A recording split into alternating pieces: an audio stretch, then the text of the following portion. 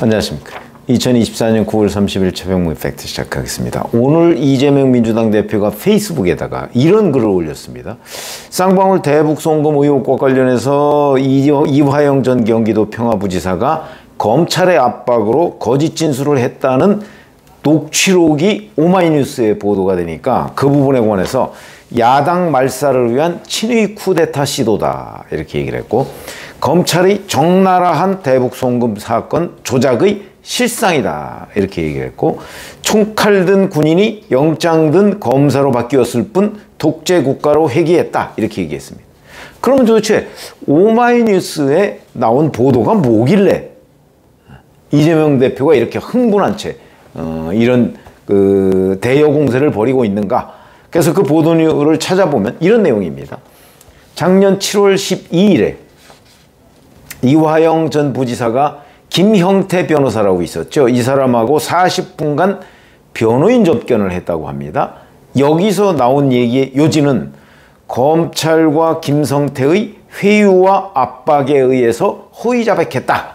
이런 요지입니다. 요지가. 자, 그러면 오마이뉴스가 문제지. 오마이뉴스는 이제 이를 근거로 해서 결국 검찰이 자기들 검사 또는 그 김성태 전 쌍방울그룹 회장을 중간에 매개로 해서 이화영 전 부지사로 하여금 허위 자백을 하도록 했다 하는 걸 이제 계속 지금 보도를 하고, 민주당은 여기에 또 이재명 대표도 여기에 이제 가세해서 대여 공세, 검찰이 조작 이런 부분을 지금 거론하고 있는 거죠. 아마 이거 꽤 오래 갈 겁니다. 그러면서 이제 드는 여러 가지의 논리적 근거 이런 것들이 있습니다. 전혀 없는 걸 주장하는 건 아닙니다. 7월 12일 날 이게 녹취록과 녹음 파일이 다 있다고 하는 얘기니까 그게 조작돼 있을 가능성? 저는 그건 없다고 봅니다. 왜냐면 그렇게 되면 이거는 완전 무슨 이제 조작이라는 걸로 오히려 역공을 취할 수가 있기 때문에, 왜냐면 검찰은 알고 있거든요. 7월 12일 구치소에서 변호인 접견이 있었으면 그때는 변호인 접견을 녹음할 때입니다. 그러니까 검찰은 그 내용이 뭔지 알죠. 그러니까 만약에 이게 거짓이다 그러면 그거는 오마이뉴스도 크게 책임져야 할 문제다라는 관점에서 저는 그거는 사실일 거라고 봅니다. 오마이뉴스가 입수했다는 거는. 자, 그럼 여기에서 이제 객관적인 팩트로 보면 이런 겁니다. 이화영이 자백한 거는 6월 9일부터 작년 6월 30일까지입니다. 이재명 대표가 대북 송금에 관여를 했고, 그 다음에 자기가 이재명 당시 경기도지사한테 보고를 했다. 요거는 팩트입니다. 움직일 수 없는 것. 아니, 요 진술했다는 거는 팩트다는 거죠. 6월 9일부터 6월 30일.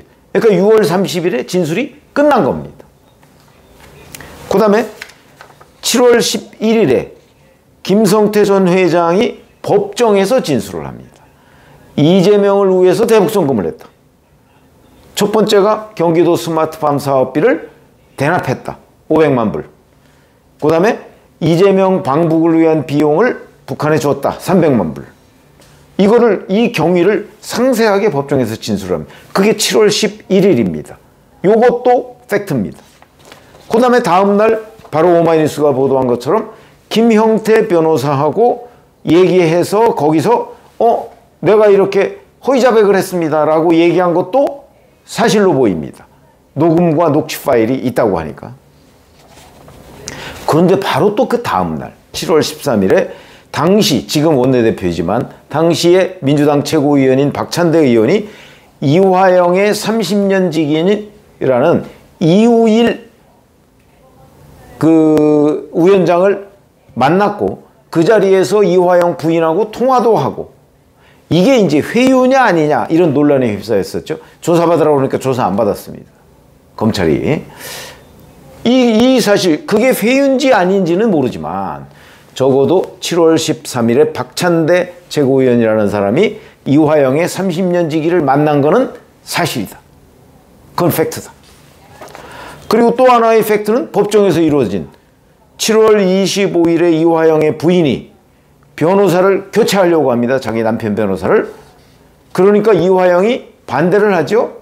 그러니까 부인이 당신 정신 차려라 라고 법정에서 부부싸움을 했다. 이거 사실입니다. 그러니까 이 교체하려고 했던 변호사가 바로 김형태입니다. 여기 7월 12일에 만났다는. 그 다음에 8월 8일에 그 김형태 변호사가 법정에서 검찰이 이화영을 회유하고 압박했다 이렇게 주장하면서 다투려고 했는데 피고인인 이화영이 그걸 만류했습니다. 그러면 앞뒤가 안 맞죠? 7월 12일에 김형태하고 만나는 과정에서 검찰이 회유 압박을 했다라고 털어놓은 사람이 한 달쯤 뒤에 그런 얘기를 변호인이 법정에서 하려고 하니까 하지 마라. 앞뒤가 안 맞죠. 이렇게 보면 7월 오마이뉴스가 보도한 7월 12일 김형태 변호사의 접견록이라고 하는 것이 도대체 어디까지 사실이냐. 이런 걸 이제 우리가 분석해 볼 필요가 있다는 겁니다. 왜냐하면 이런 것들을 알아야 이거 아마 오랫동안 또 이재명 대표가 이제 우려먹으려고 할 겁니다. 당장 이화영 변호인은 지금 대북송금 이화영 그 2심 재판이 진행되고 있지. 그 재판부에 이런 내용을 담아서 의견서를 냈습니다. 그 의견서의 요지가 이런 겁니다. 검찰의 압박 속에서 양심의 가책을 느낀 이화영 피고인이 신뢰할 수 있었던 김형태 변호사를 만나서 심정을 토로한 것이다. 가장 진실에 가깝다. 이렇게 주장을 합니다. 2심 재판부한테. 2심 재판부가 뭐라고 그럴까요?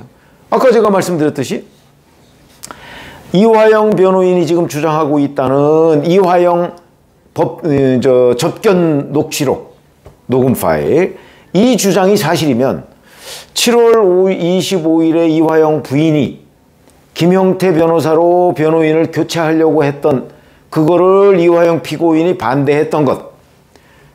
그 다음에 8월 8일에 김형태가 검찰의 회유 압박을 받았다는 얘기를 폭로해가면서 그 법정에서 다투려고 했던 부분을 이화영이 만류한 점.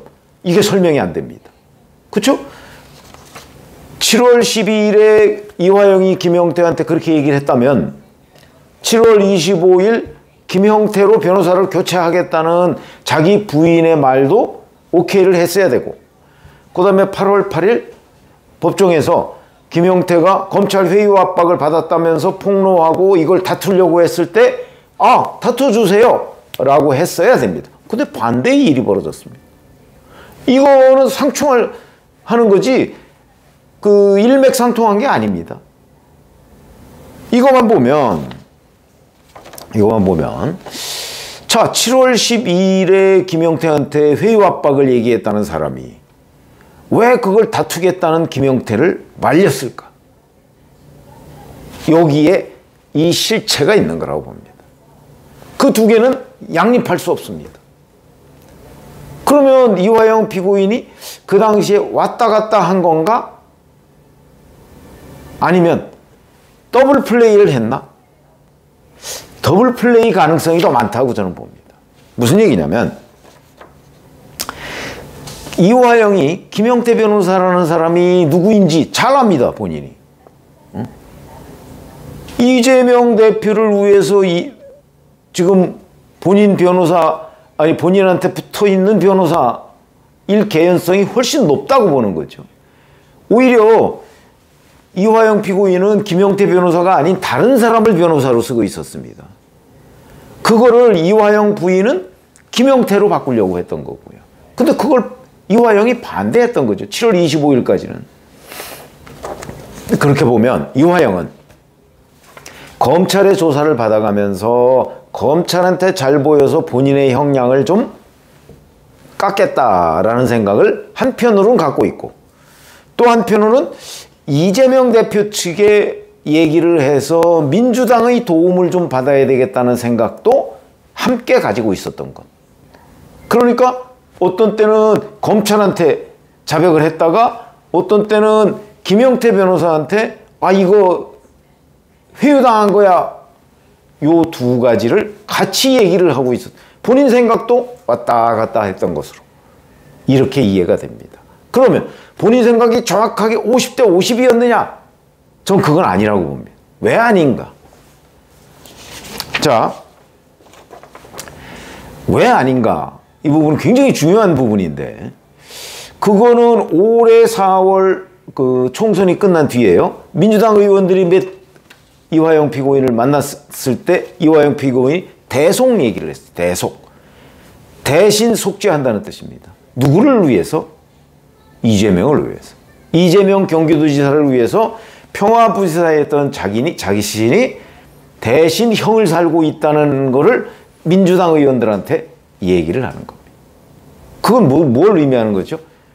자기가 이재명을 위해서 일을 했다. 어떤 거를? 대북송금을. 그걸 얘기하는 거죠. 이거는 어찌 보면 작년 6월에 검찰에 했던 자백하고 오히려 일맥상통합니다.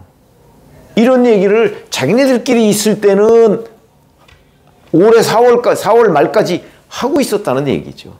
그러면 결국 이화영의 생각은 이 대북송금 죄는 오로지 내가 덮었어야 할 죄가 아니고 이재명이 그 단죄를 받아야 되는 거를 내가 대신 지금 형을 살고 있는 거다라는 생각을 적어도 올해 4월 말까지는 하고 있었다는 증거가 되는 겁니다. 그러면 지금까지 검찰의 회유 압박이라는 본인이 김형태 변호사를 통해서 했던 얘기는 상당 부분 비중이 낮은 얘기가 되는 거죠. 더블 플레이. 그러나 3분의 2 정도는 자백한 게 맞는 거고 3분의 1 정도는 이재명 측에 사실은 회유 압박이 있었다라고 하는 부분을 어필해서 민주당이 도움을 받고자 하는 지금 상황이 그렇게 됐다고 저는 봅니다. 그러니까 7월 12일에 김형태 변호사를 만났는데 7월 13일에 박찬대 의원이 그 이화영 피고인의 30년 지기를 만나죠. 이거는 아마도 여기는 이제 제 추측인데 김형태 변호사가 이화영을 만나고 나와서 다 검찰의 회유에 의하든 뭐든 검찰에 다 불었구나 하는 걸 민주당 측에 얘기를 해주니까 민주당이 이재명 대표가 황급하게 박찬대를 보내서 또다시 이 회유를 번복하기 위한 여러 가지 기획을 했던 것 아닌가 그렇게 봅니다. 그 과정에서 이화영은 이랬다 저랬다 이쪽 사람 만나면 이쪽 사람이 유리한 얘기 저쪽 사람 만나면 저쪽 사람의 유리한 얘기를 했던 것 그걸 한마디로 얘기하면 더블 플레이죠. 그걸 했던 것 아닌가. 그래서 이게 작년 12월 김형태 변호사와의 접견록이라는 것이 결국은 더블 플레이의 한쪽 면이지 이게 이 사건 이화영의 그 자백 전체 사건을 반영하는 것 아니다. 결국 오마이뉴스가 요 한쪽 면만을 들여다보고 마치 그게 전부인 양 얘기를 하고 있는 것 아닌가. 그게 바로 김형태 접견록의 실체다. 저는 그렇게 봅니다. 그렇게 이해하고 있습니다. 왜냐하면 상식적으로 보더라도 아니 경기도의 부지사가 도지사를 위해서 그것도 경기도 사업이 잘 안 되니까 그거를 쌍방울 그룹을 불러들여서 도지사를 위해서 일을 했는데 도지사한테 보고도 안 했다. 얘기가 안 되죠. 그리고 이미 2018년 7월에 경기도지사 되자마자 이재명 도지사가 곧바로 다 보고해라 이렇게 지시를 한 문서도 있거든요. 보고했겠죠. 그래서 상식적으로 봐도 이화영이 보고했다는 건 맞는 얘기고 검찰에 그렇게 또 진술을 했었고 근데 그 이후에 뒤집고 그 뒤집는 과정이 김형태 변호사와의 접견록이 거의 출발점이다. 이렇게 보시면 된다. 그게 오히려 아주 객관적 상황에 가까운 것 아닌가. 저는 그렇게 봅니다. 자, 앞으로 이재명 대표와 이른바 친민주당 매체, 오마이뉴스 등 뭐 친민주당 매체는 이 오마이뉴스 보도를 토대로 해서 이제 또다시 이화영 진술 조작, 회유 뭐 이런 것들을 이제 이화영 술판에 이어서 지금 아마 대여 정치 공세를 하고 당장 내일 모레 그 박상용 검사에 대한 청문회 있죠. 뭐 본인은 불참한다고 했습니다만 거기서 이제 이걸 대대적으로 증폭시키려고 할 겁니다. 그랬을 때 많은 사람들이 들어보면 7월 12일 김형태 변호사의 접견록만 들어보면 맞는 것처럼 솔깃하기 쉽지만 전체를 들여다보면 이거는 이화영의 더블 플레이였다. 저는 그렇게 이해하고요. 그렇기 때문에 그 신진우 부장판사도 이화영의 이 더블 플레이를 인정을 안 하고 이거는 보고했다는 게 맞다 해서 9년 6개월의 중형을 선고한 거다. 지난 6월에. 그러니까 이화영이 이랬다 저랬다 하는 걸 인정하지 않은 거죠. 그러니까 그 이랬다 저랬다 하는 과정에 일부 뭐 이화영이 회유를 받았다 하는 부분은 증거도 없지 않습니까? 지금 술판을 벌였다는 것도 도대체 언제 어떤 술판을 벌였는지 모른다 이런 거기 때문에 저는 이 부분은 아마 앞으로도 2심에서도 받아들여지지 않을 가능성이 대단히 높다. 저는 그렇게 봅니다. 그래서 이 김형태 접견록이라고 하는 것의 실체 이 부분을 이렇게 잘 이해하고 있어야 앞으로 이화영 또는 이재명 대표가 자 뭐 이렇게 검찰이 회유 압박을 또 받았습니다라고 주장하는 것이 사실은 이화영의 더블 플레이 아니었어? 아마 그렇게 이해하셔야 될 거다. 이렇게 설명을 드렸습니다. 고맙습니다.